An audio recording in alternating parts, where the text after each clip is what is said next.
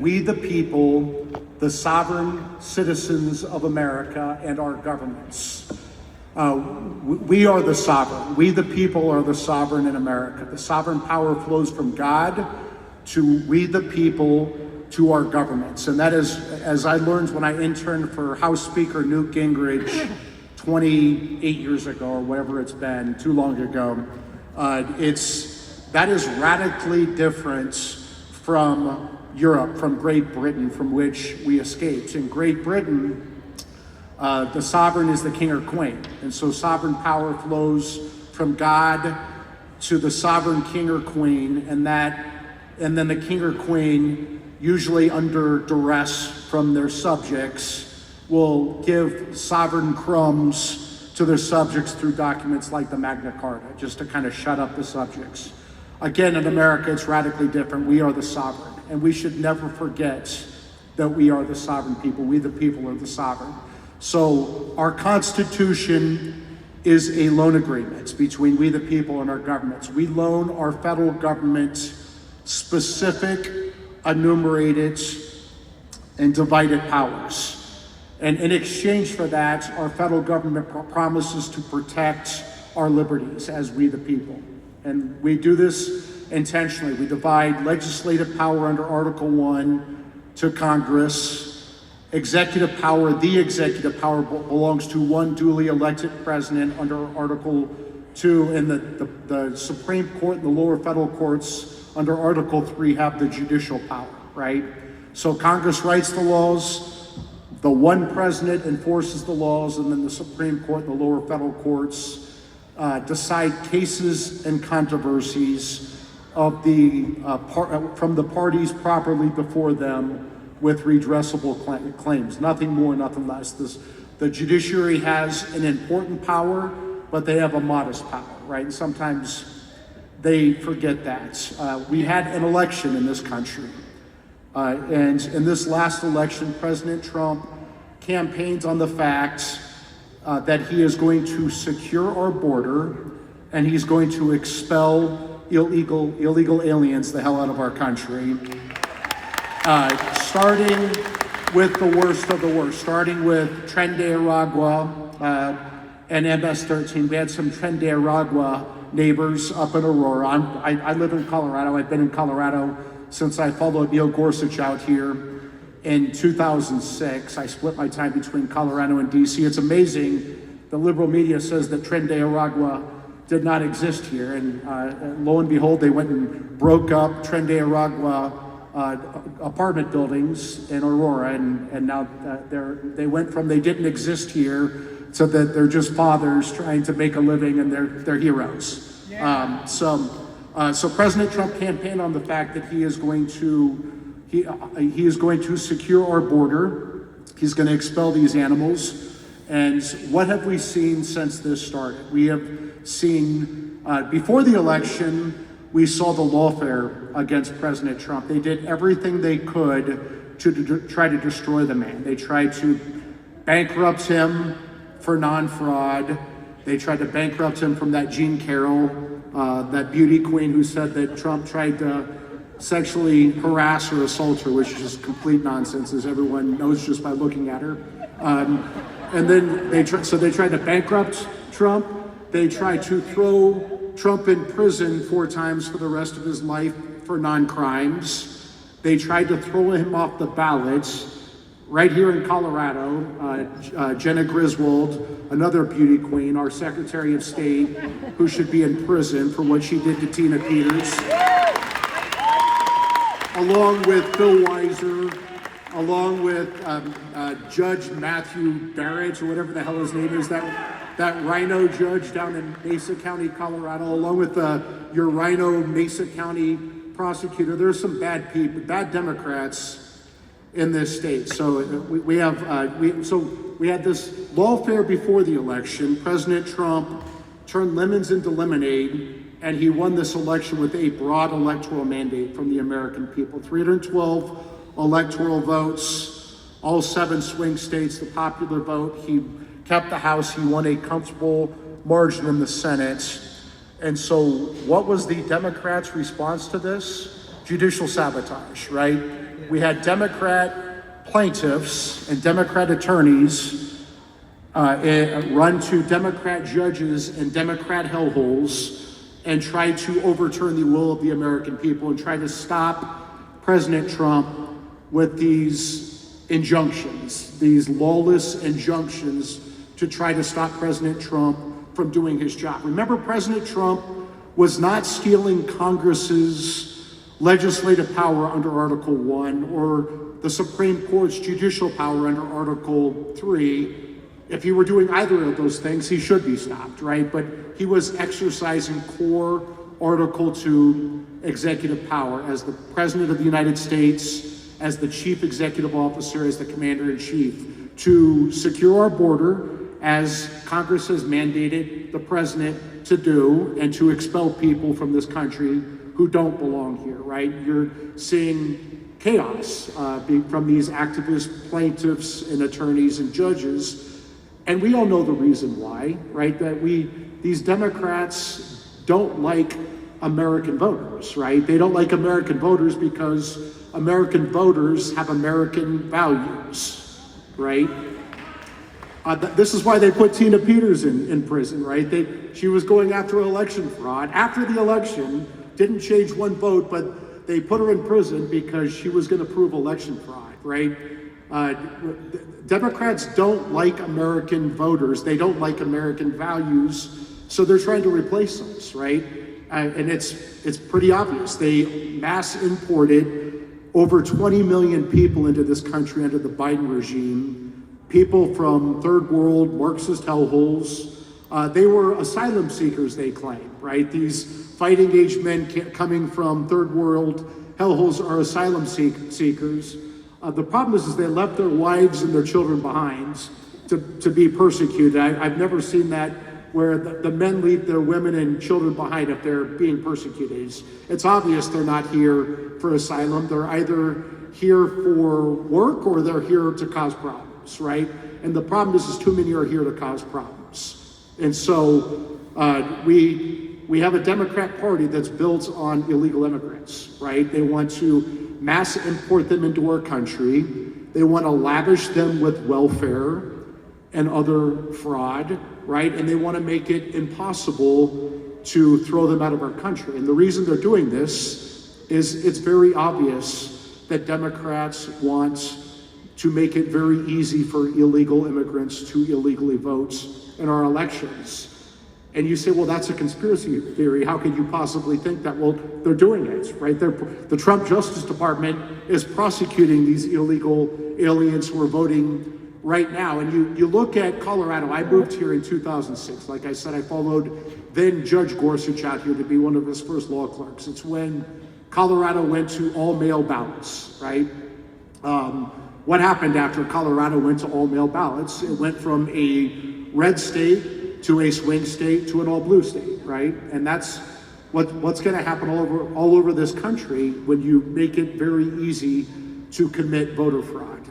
The tell that they support voter fraud for illegal aliens is the Save America Act, right?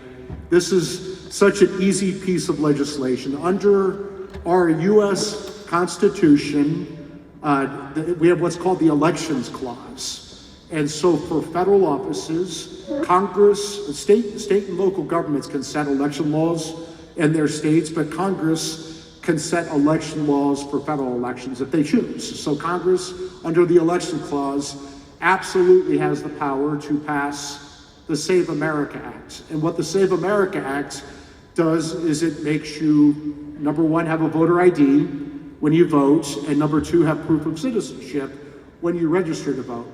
Seems like common sense to me. It seems like common sense to over 80% of Americans, because over 80% of Americans support this piece of legislation, including, by the way, a supermajority of Democrats support this, 2/3 of Democrats, and 2/3 a supermajority of minorities, right?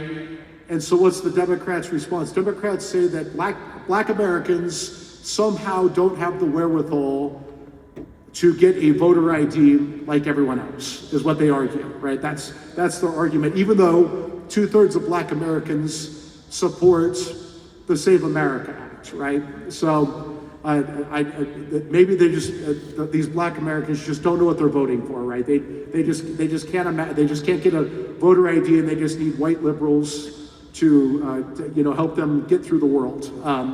And so we have 2/3 of Democrats, 2/3 of minorities, over 80% Americans supporting the Save America Act. I would say to Senate Republicans, to John Thune and Senate Republicans, if you can't pass a piece of legislation with that amount of support, you should get out of the Senate.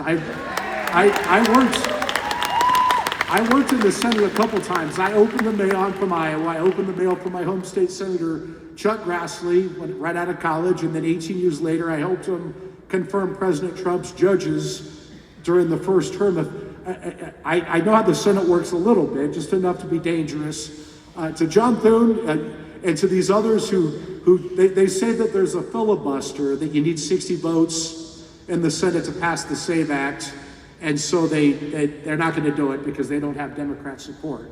That's not how it actually works in the Senate. You need 60 votes to cut off debate in the Senate, right? So all you have to do is make these Senate Democrats debate. Make them stand on their 2 feet and debate, right? Make Chuck Schumer debate. Make your 2 Democrat senators here, Hickenlooper and Bennett, make them debate.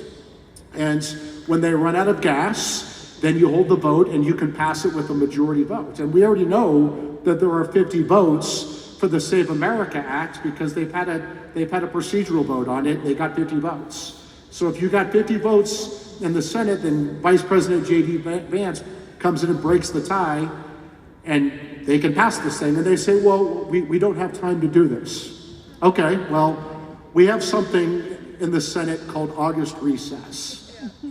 It's the high holy month of August recess. It's a sacred month in the Senate because they think they can take the entire month of August off in the Senate. And so this is what I would say to John Thune and Senate Republicans. If you don't think you have time to pass the Save America Act, cancel August recess, right? And make Senate Democrats debate the Save America Act over August recess. Recess is for kids, right? Isn't that what we learned? And so they can get it done. So that's one thing that's very important is to keep the heat on the Senate.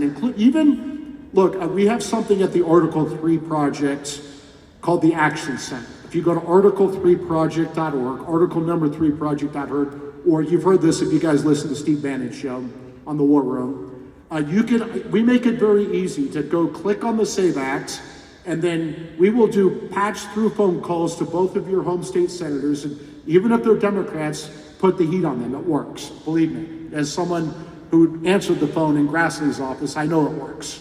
So do the patch-through phone calls to both of your home state senators, and then also send them emails from you. We make it very easy to push a button and send emails to them, and then light them up on social media.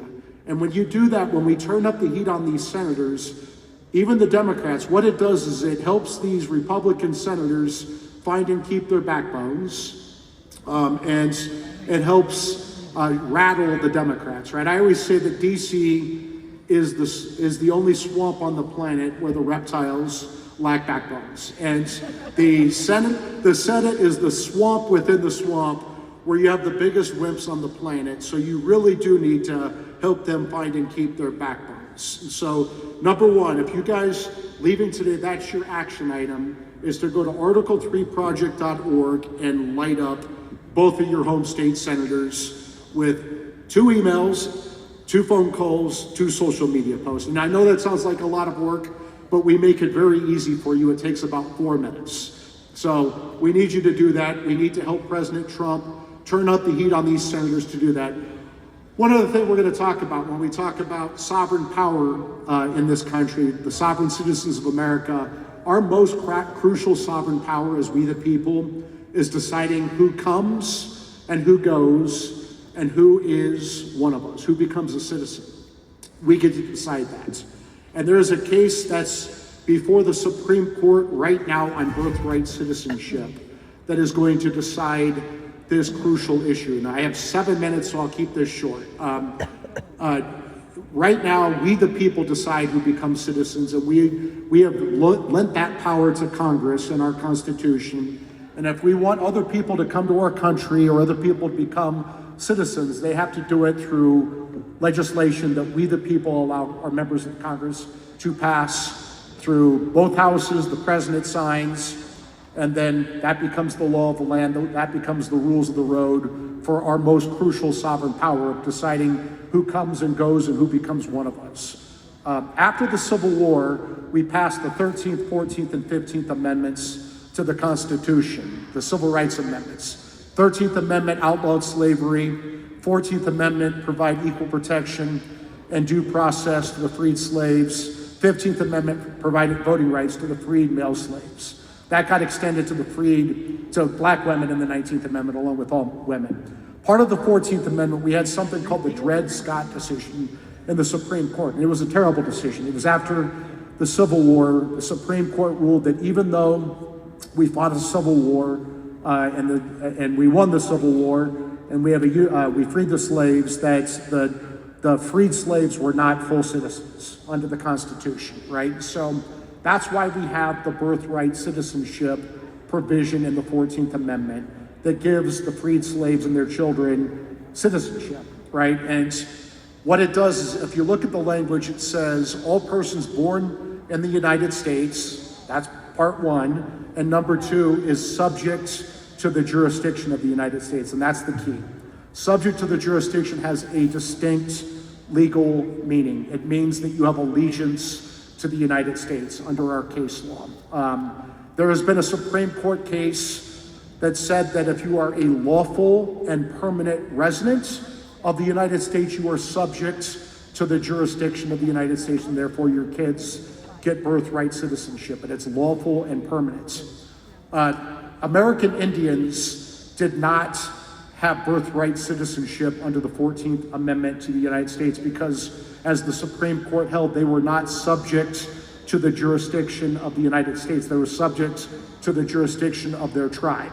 Congress extended birthright citizenship to American Indians through legislation, and I think it was like 1922 or 24, I can't remember the year. But the point is, if American Indians do not have birthright citizenship under the 14th Amendment to the Constitution, how the hell do illegal aliens? And the answer is, they don't. They don't at all. How the hell do Chinese birth tourists have birthright citizenship under our Constitution when 1.5 million Chinese wealthy people come here, have their kids, go back to Beijing, never step foot in America again, and then Jenna Griswold is supposed to mail them a ballot so they can vote in our elections because they're citizens? Hell no. Tren de Aragua, these invading armies, they come here. Invading armies don't have birthright citizenship. Ambassadors' kids don't have foreign ambassadors' kids don't have birthright citizenship.